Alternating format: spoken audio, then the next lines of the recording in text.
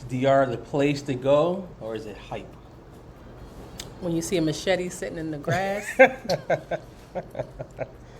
don't quite know what's going on. What's up with the machete in the grass? Nothing. Nothing but cutting the grass. Wait, this reminds me of the time we had went to Virgin Islands, and you were in a meeting, and I went to the gym early in the morning. So I went to the gym, and like they direct you through this maze to get there, but the way back was different. I came out the gym, and I looked up and I just saw a mad tree, so I saw people talking. So I was like, who's in the trees? And it was 4 dudes, and they each had a machete. And I just thought, I was like... You almost gave up the ghost, huh? No, I was like, I'm going to have to fight for my life. But I may not come out here on top. But they were using them for trees. Yeah, they were trimming the trees. Everything was just, so how'd you feel making it to a different country that America has deemed to be unsafe? That's what the news tell you. That's what the broadcasts say. I had a lot of different feelings because this was our first time going out of the country in regards to like beyond U.S. territories, right? And Without a cruise. Without a cruise, that's right. So we've been to cruise ports, countries through that way, but this is the first time like actually like staying and actually getting really ingrained in the cultural experience of the island, of a place. And I was nervous as heck when we got to the airport. I didn't think so, though. Yeah, I was nervous. When I'm nervous, I tend to get really quiet and really focused. And it may look like I'm just kind of like, this is what I've been told, that it looks like I'm not present or that I'm kind of going with the flow, but I'm not. I'm highly engaged with the environment, and I'm listening very intently. So when we were at the airport, first of all the signs, majority of the signs are in Spanish. Yeah. And like majority of the employees, they speak Spanish.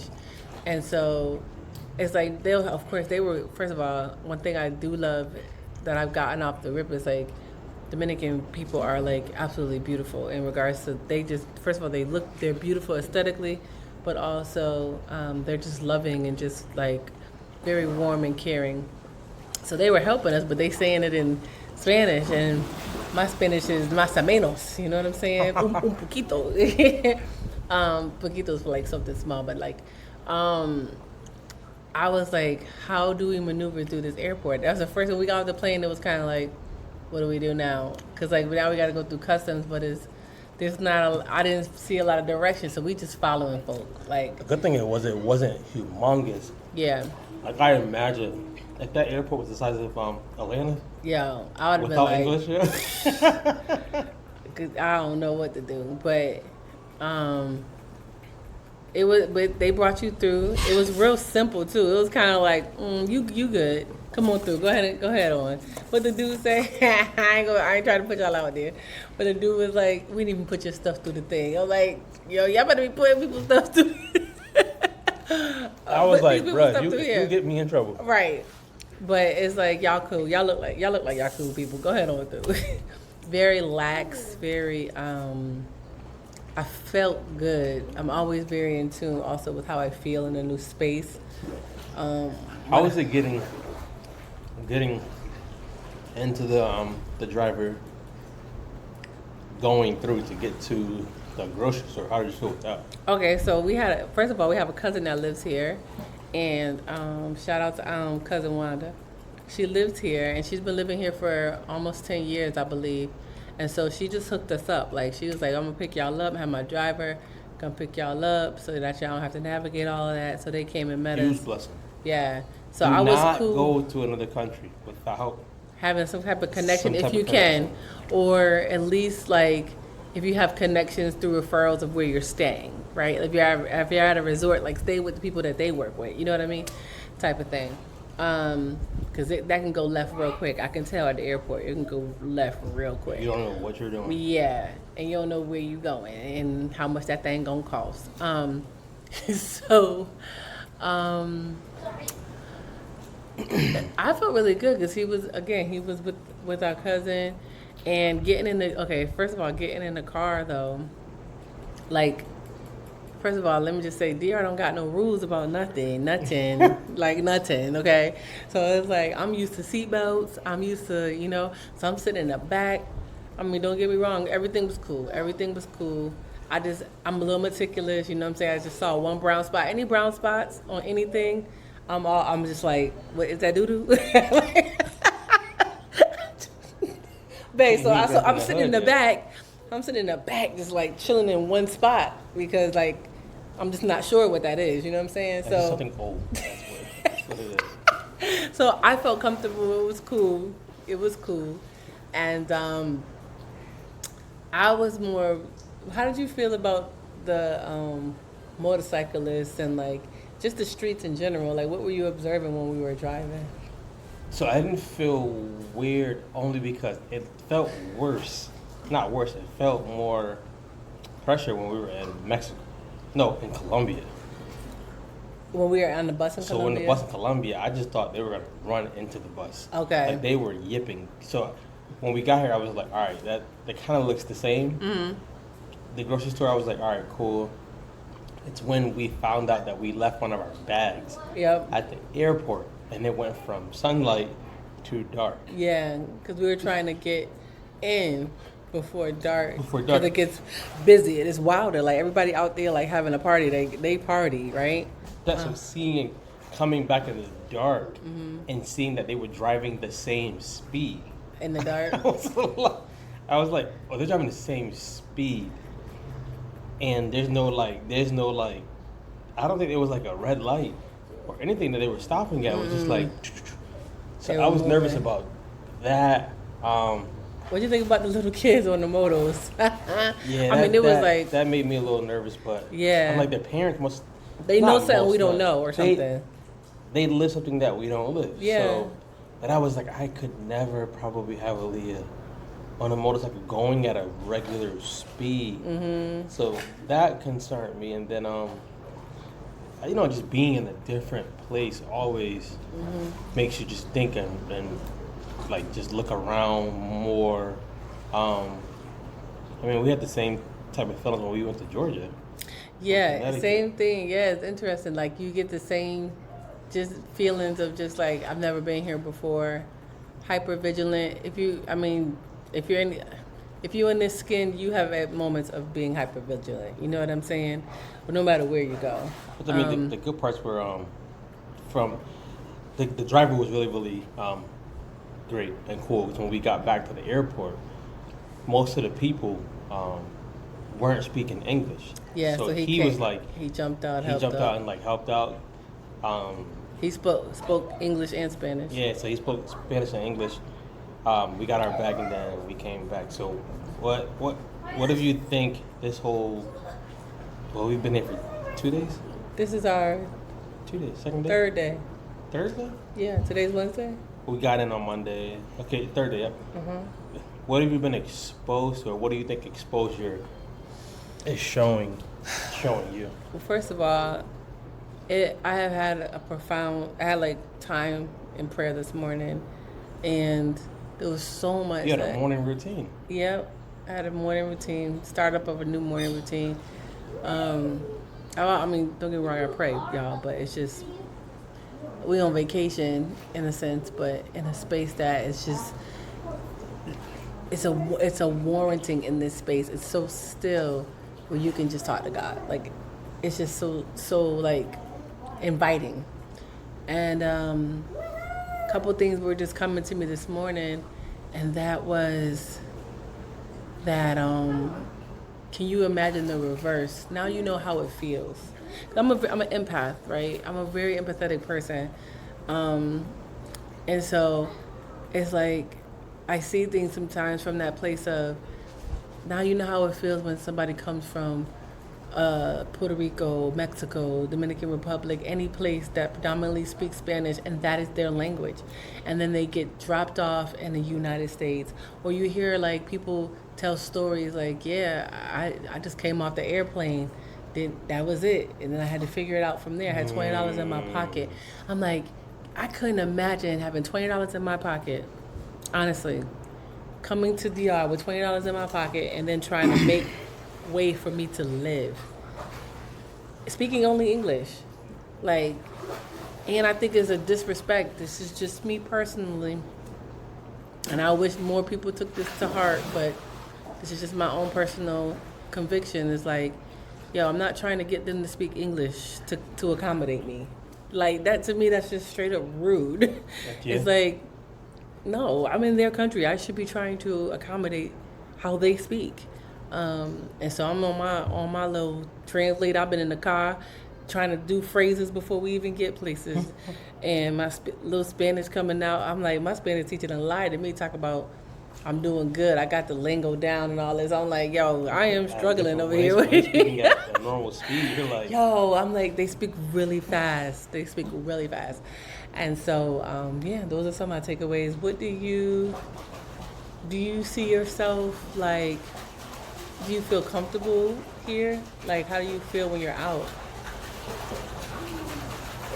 I feel comfortable, but I'm always vigilant because I'm always looking out, like, who's around my girls. Mm-hmm. So that I feel, and I've said this recently, I feel like America makes it seem that every other country is just pure evil, and America is just pure righteousness, which is not the truth. There's bad people in every place, and there's good people in every place. Something that has made me feel more comfortable is, knowing God's protecting us and stuff like that, and knowing that we're not trying. So I think with exposure, like, if you can just venture out on your own, you can do that. But I think something we've learned recently, taking stair steps, so that you don't have this big culture shock, and then you can't go back outside because you're so shocked. Yeah. Versus like bit by bit, piece by piece, a little bit, and understanding the people. That has made me more comfortable to understand that these people are just trying to make it, and they're trying to make it with not a lot. Yeah. So like, it's made me comfortable in the sense of like, when they're asking you for money for their sales and all that stuff, that they're doing it because they're trying to make it, not just because it's just you. They're just trying to make it. But I mean, there's still some discomfort parts. Like, I wouldn't walk around at night by myself. Not yet. I don't see myself doing that yet. Yeah. I'm not saying that's not possible. I'm just not going to do it. Yeah.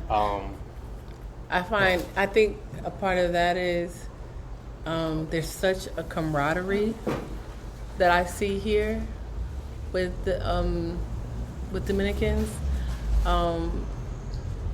because let's just be clear, okay? Some of the businesses, I'm not gonna say a lot because I don't have that data, but some of the businesses and some of the developments and the resorts and the housing developments and stuff, they are occupied by people from all over the world, okay? And they're living well, they're living good, okay? They're living real well, okay? And they're living like millionaires. They're living like millionaires. And then I have this, again, this is just how I am. I'm like, I struggle seeing everybody that serves. Like, I had the same issue when we went to Virgin Islands too, though. I'm like, yo, everybody that's in the service position are the natives, and the people that's being served are the ones who ain't from here. Like, I got a problem with that. And it's like, that's just my old thing. I'm just like, what y'all doing for them? Like, if they building you such and such, if they building your fantasy home for the rest of your life, like, how are they benefiting beyond you paying them this mediocre wage? You get what I'm saying? Because you can get cheap labor. But it reminds me of sometimes we do in the U.S. too. You know, when my Mexican brothers and sisters, man, they work hard, man, hard. And they be the ones that be out there building them homes in 30 days. You know what I'm saying? While some developer makes millions. I'm like, Yeah. okay, I can't even go there, whatever. But, because I know equal opportunity, y'all, right? Yeah, all right. I mean, like even like something like as simple as how can you make a business, help them make a business for themselves if they're doing something for you, even if you don't give them all the resources. Like just for instance, like if somebody's building your house in Dominican Republic, teach them, hey, put a camera on while you're building the house, so you can go and build houses for somebody else, so you get some exposure. But don't just like take advantage, being like, because they can do it cheap. Just let them do it, because I'm still paying them. Yeah, but the thing is too, like I thought about like an economic development structure, like that's actually done in the U.S. where when you have a community that's very vested in a space, that community will say, well, we need 10% of the use of a recreation center that y'all build or whatever, or we need 10% of the jobs, to go towards local workers here, and you have to pay them a wage that is equitable. So you can't just pay them what you want. Like if those type of things were put in place, that's actually two things that I know. They call them prevailing wages when it's federal funds, but like that's something that I know is a pain for developers, because they're like, man, I could get this guy to do it for $5, and y'all making me give him $15 an hour. That's like you making the price go up for my product and for my bills.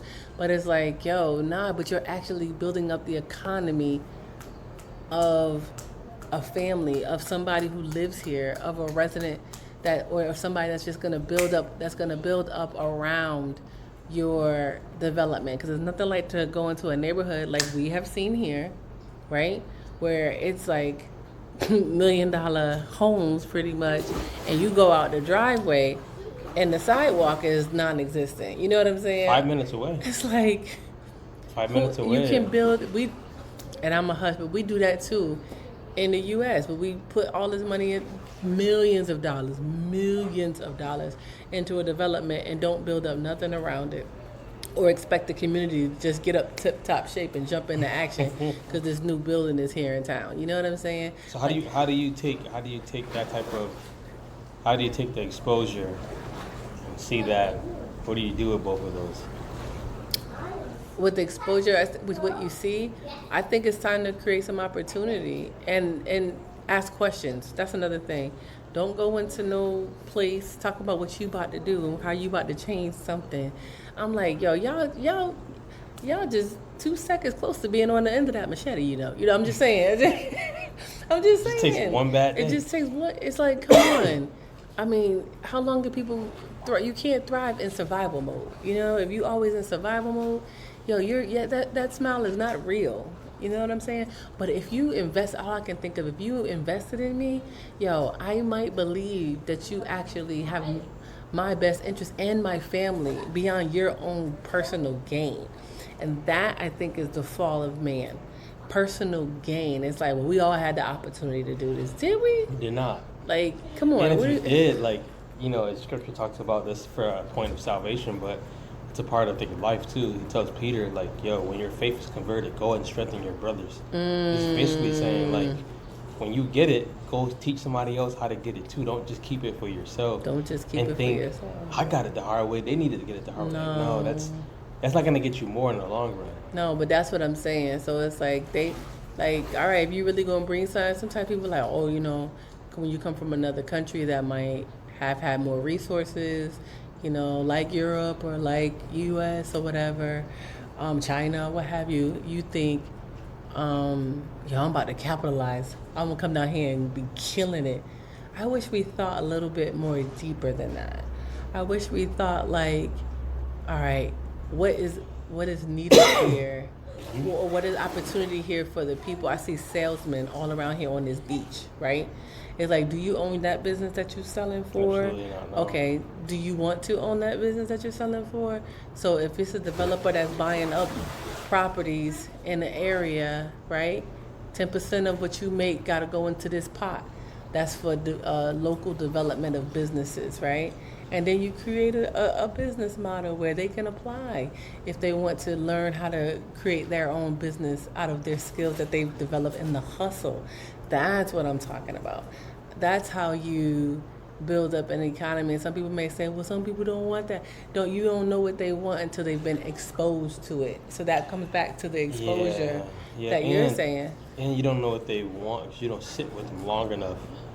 Like, I'm like, let them break bread with you. Yeah. Especially if you're a developer, like, let them break bread with you and just hear them out. Like, they'll work still, but you'll get to see, like, I may be able to get them to build tons of houses for me, and me pay them well, me help them build their own stuff. I think the thing that exposure teaches you also is how small your mind is. Like how small your mind is. You're right. Leah ducked her head in some water again. You okay? How small your mind is to think that we are thriving, and you come and you see we came back from a beach and we have to go through these developments, and we're like, wow.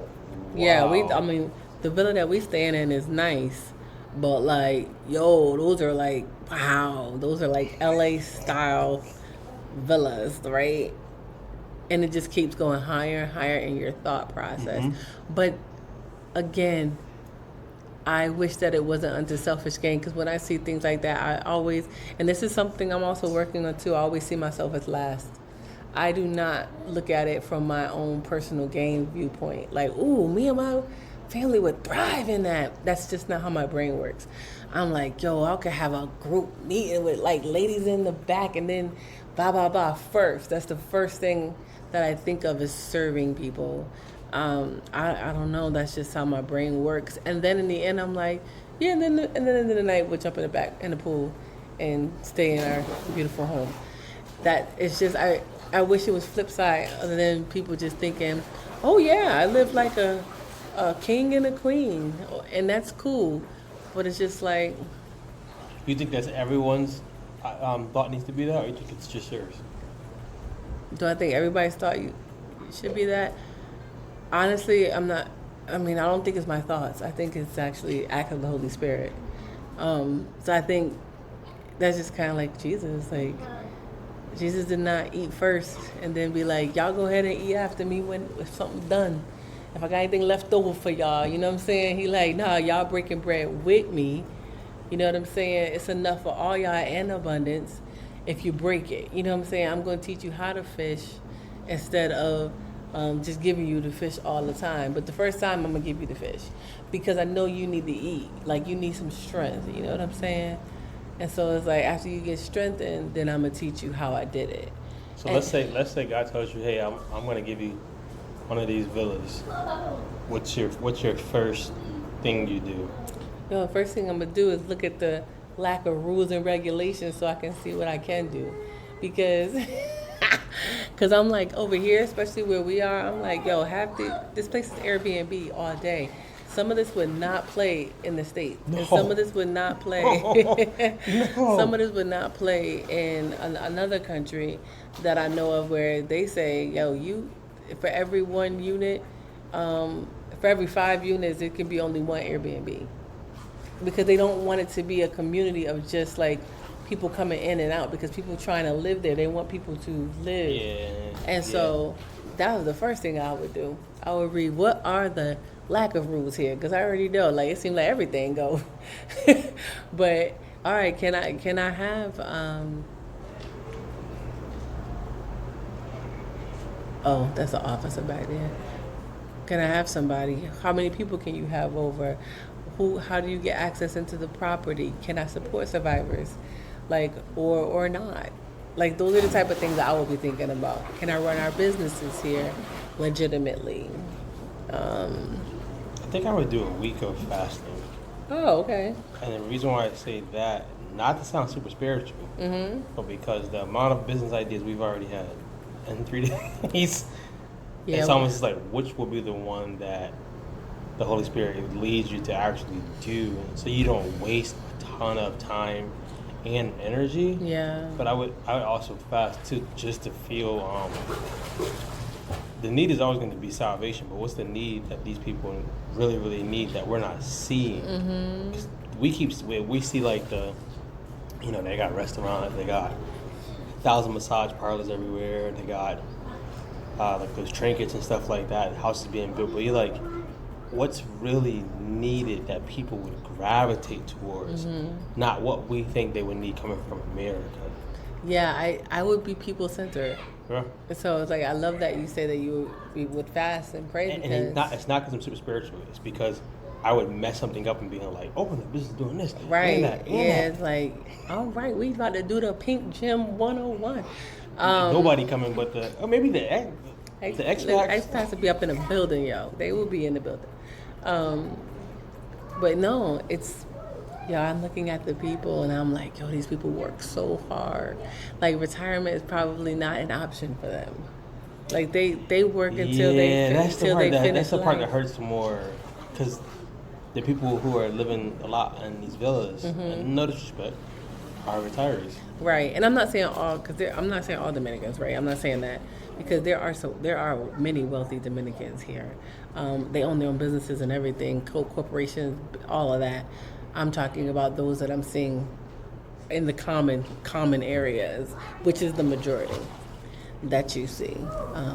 They hustling, baby. They hustling. I'm a hustle, baby.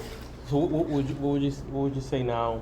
All right, you got a chance to experience these parts of the Dominican Republic. Until we leave, what do you feel the exposure is like for our little one? I don't know, cause she just being in the pool and at the beach, those are her things, right? But sometimes I think we underestimate what she's taking in, because she'll say something like, when we got on the plane and she read it, because we didn't tell her where we were going, she read it on the screen and she's like, Dominican Republic. I'm like, yeah. I'm like, how do you know that? She's like, it's right here on the screen. It's like, how long is it gonna take us?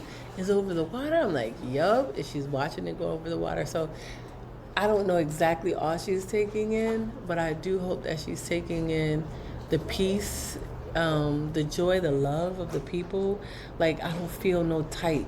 Like, don't get me wrong, I'm no fool. Oh my goodness, I'm no fool. No, it's okay. Leave it there, honey. It's okay. Don't put them back in. Leave them out. Put the top on and then put them in the garbage. I'm no fool, right? I'm vigilant and watchful, but I don't discern no harm when we go to people and they just talking to her and stuff like that. And that's what I want her to take away, the love of people, people from everywhere. Because she'll say, we met some kids and they all spoke Spanish. They only spoke Spanish.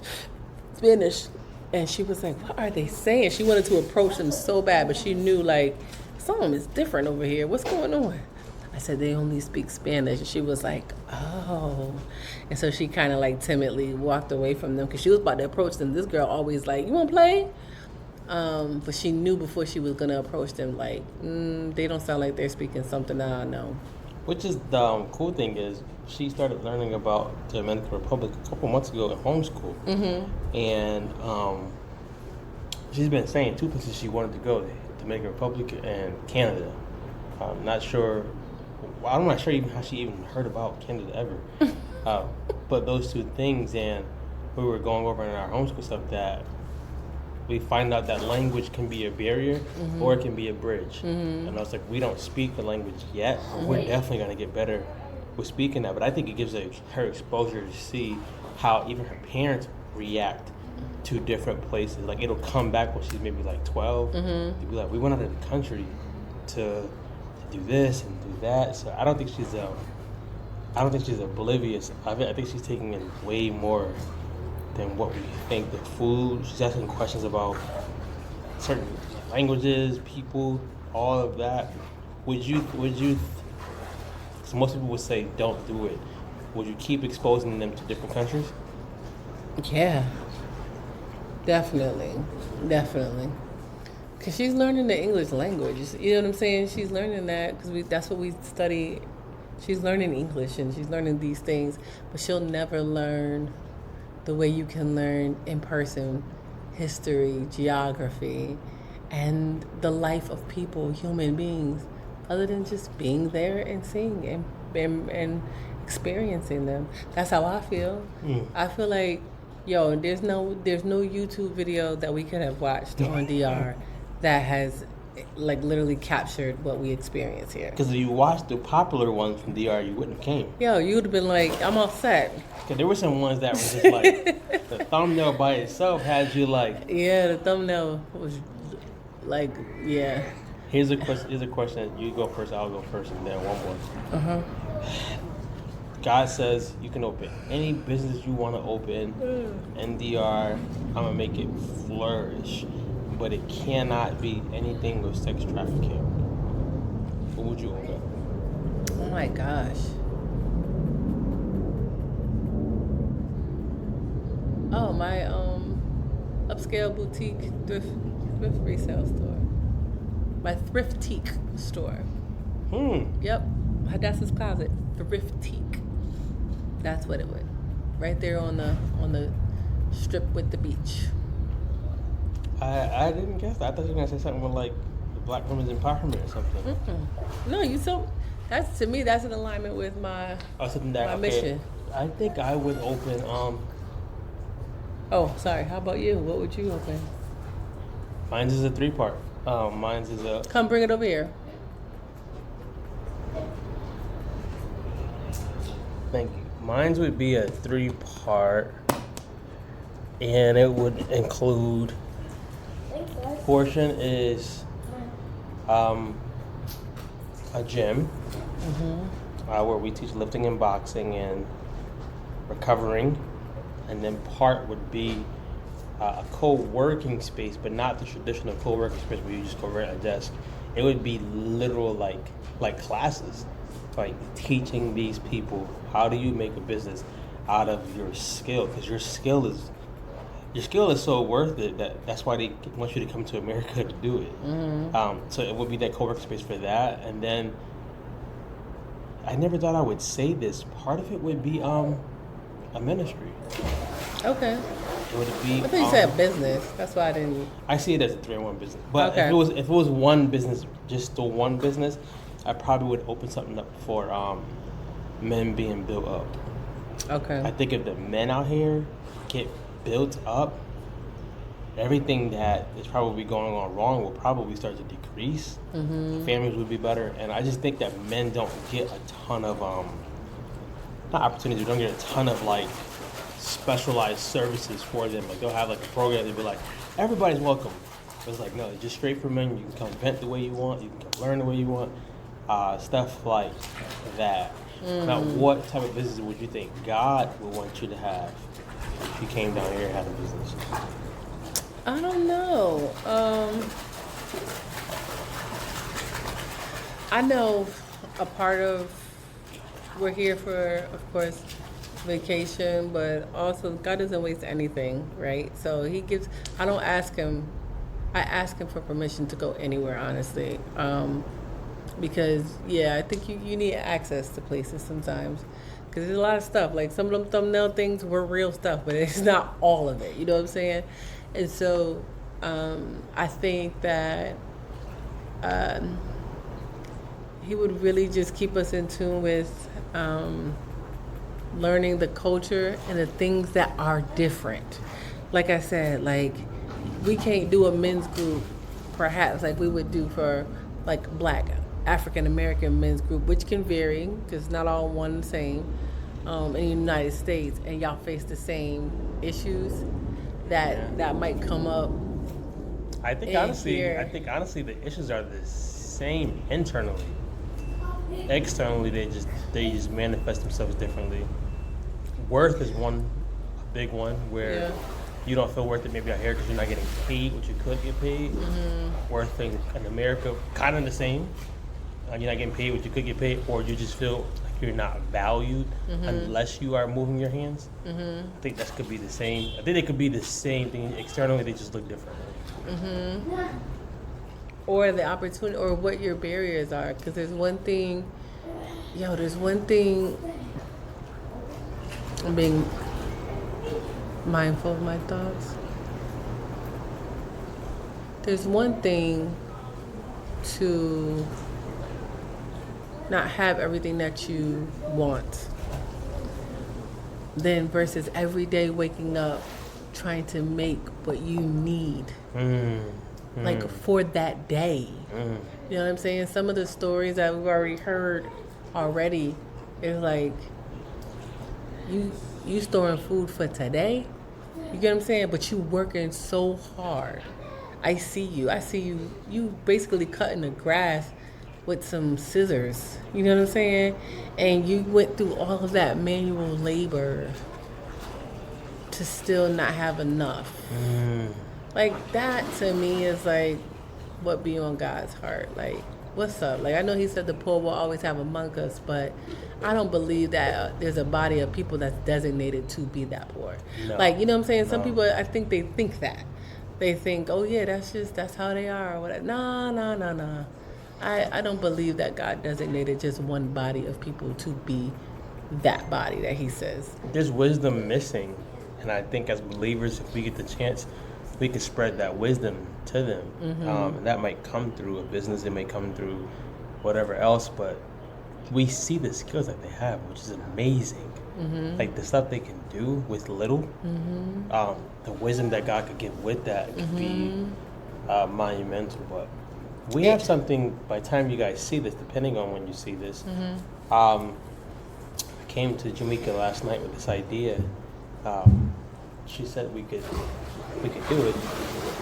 It's really for remember the challenges, the biggest loser and stuff like that weight loss challenge. I didn't want to do a weight loss challenge, but I wanted to do something where couples can do something together, health wise. I think usually around November, December, you just start to fall apart because you got holidays, kids, all that stuff. So it's an 8-week journey, and I'll put the link in the description. An 8-week journey where you do some stuff together with your spouse, some workouts, some challenges, some healthy things, some cool things, some fun things, and the whole goal is to help people get back to their spouse. Right? We've seen over the years you can so easily get apart because you can just literally you do this all day, I do that all day, and we don't want to see that for each other or for other people. So I'll put the link in. It's an 8-week